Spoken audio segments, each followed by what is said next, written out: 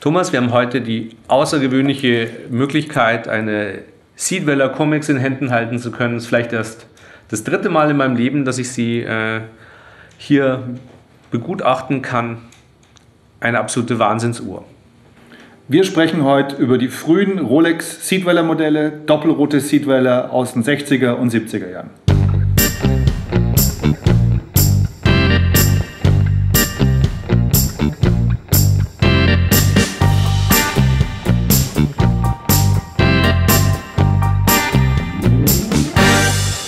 Heute schauen wir uns Rolex Taucheruhren an, Rolex Seedweller und auch eine Rolex Submariner und versuchen mal Unterschiede daraus zu arbeiten. Also der erste Unterschied, den man, glaube ich, relativ schnell sieht, ist das Glas. Eine Submariner hat immer eine Lupe auf dem Glas und hat eine plane Oberfläche am Glas. Die Seedweller ist gebogen, sphärisch gebogen, ein sogenanntes Superdome-Glas, das die kleinen Leuchtindexe nochmal verzerrt vergrößert und dadurch die Ablesbarkeit noch besser oder noch verbessert. Während die Rolex 200 Meter wasserdicht ist, hat die Seedweller, damals war das ein Rekord, 660 Meter Wasserdichtigkeit standgehalten und hat aber am Gehäuse auch noch ein weiteres Merkmal, das Heliumventil. Als einzige Rolex-Uhr gibt es einen Punkt an der Seite auf 9 Uhr, wo Helium von innen aus der Uhr entweichen kann. Und zwar passiert das dann, wenn man mit einer Tauchglocke sehr tief hinabgelassen wird und dann wieder nach oben gezogen wird, entsteht Helium in einer Uhr und das muss einseitig entweichen, sonst würde das Glas explodieren.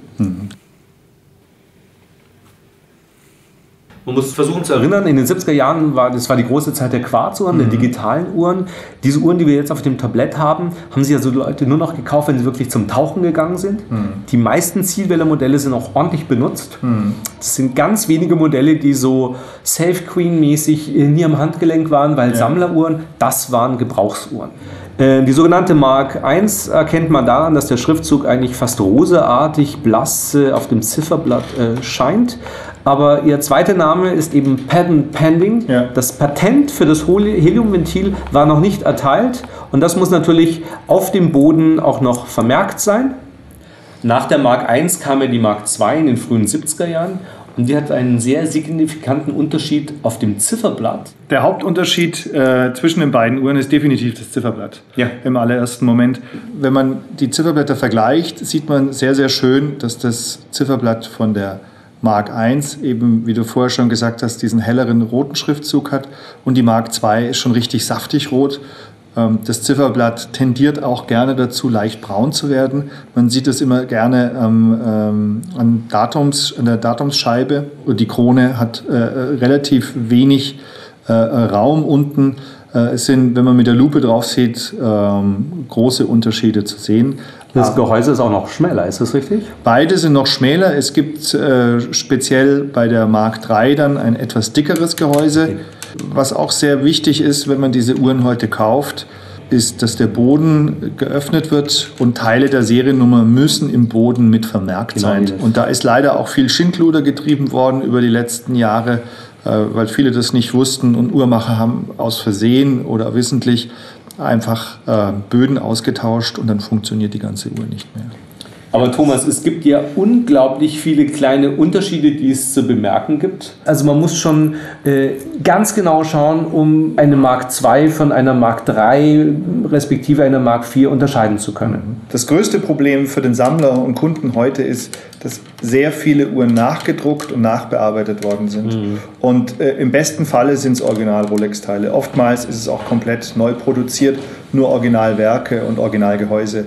Weil die Nachfolgemodelle, die eben kein Rot auf dem Blatt haben, sind deutlich günstiger. Und da macht es natürlich Sinn, anzufangen, Mariagen aufzubauen. Also der Unterschied zwischen den verschiedenen Marks ist, wenn man ihn einmal gesehen hat, glaube ich, relativ einfach zu erkennen.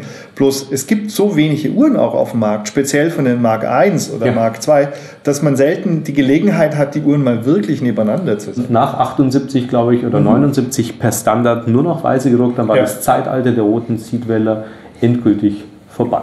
Die letzte Variante der doppelroten Seedweller, die Mark V, Von der Verarbeitung her sieht man, dass Rolex eigentlich, und das zieht sich bei denen durch ja wie ein roter Faden, von Jahr zu Jahr dazugelernt hat. Es wird noch präziser der Druck gemacht. Die Krone ist feingliedriger, größer. Das Gehäuse ist auch etwas dicker im Vergleich zu den ersten beiden Varianten. Nochmal robuster. Richtig. Der Boden ist etwas anders gearbeitet.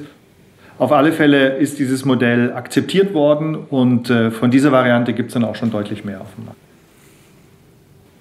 Aber wer hat so eine Uhr überhaupt entwickelt? Ich meine, das sind ja Uhren für eine Mini-Zielgruppe. Warum hat sich da Rolex drum gekümmert? Das sind super Tool-Watches, das waren also von professionellen Tauchern. Da gab es aber eine ganz spezielle Firma in Südfrankreich, die hat bis vor ein paar Jahren auch noch so mit dem gleichen Namen existiert, Comex. Die haben U-Boote gerettet, die haben Bohrtürme gepflanzt und waren im Tiefseebereich unterwegs. Und dieses Ventil, über das wir schon gesprochen haben, ist also eine eine Anforderung gewesen, was von Rolex dann patentiert wurde, die diese Taucher gebraucht haben, damit die Uhr für die täglich einsatzfähig war. Diese Uhr wurde dann ganz speziell für die Taucher, die für Comex gearbeitet haben, zugeteilt. Jeder Taucher hatte eine eigene Uhr mit eigener Versorgungsnummer. Im besten Fall haben diese Uhren auch noch die Originalpapiere und den Tauchschein und den Tauchpass des Comex-Tauchers dabei.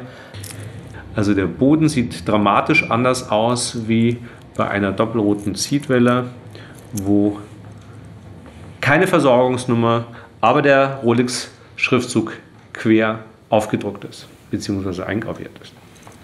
Dazu muss man sagen, auch die Patent Pending, die allererste Serie von 1967, ist so rar, dass man nur ganz wenige Male im Leben überhaupt eine im Angebot hat.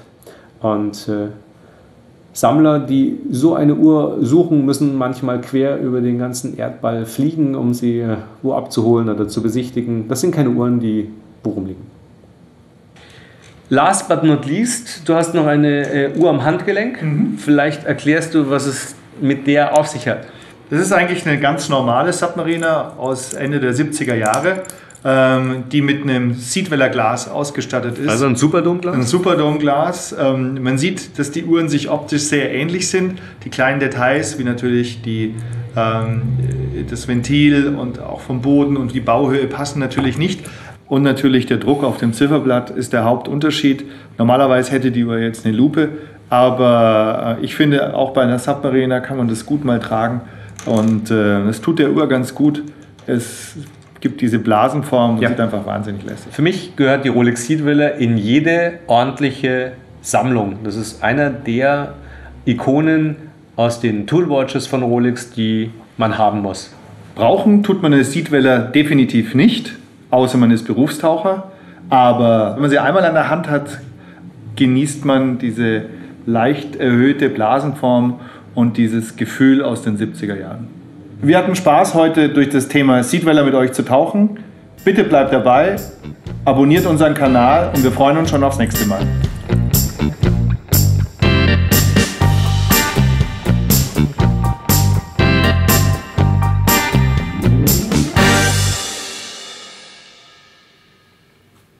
Wir lieben Rolex Vintage Seatweller.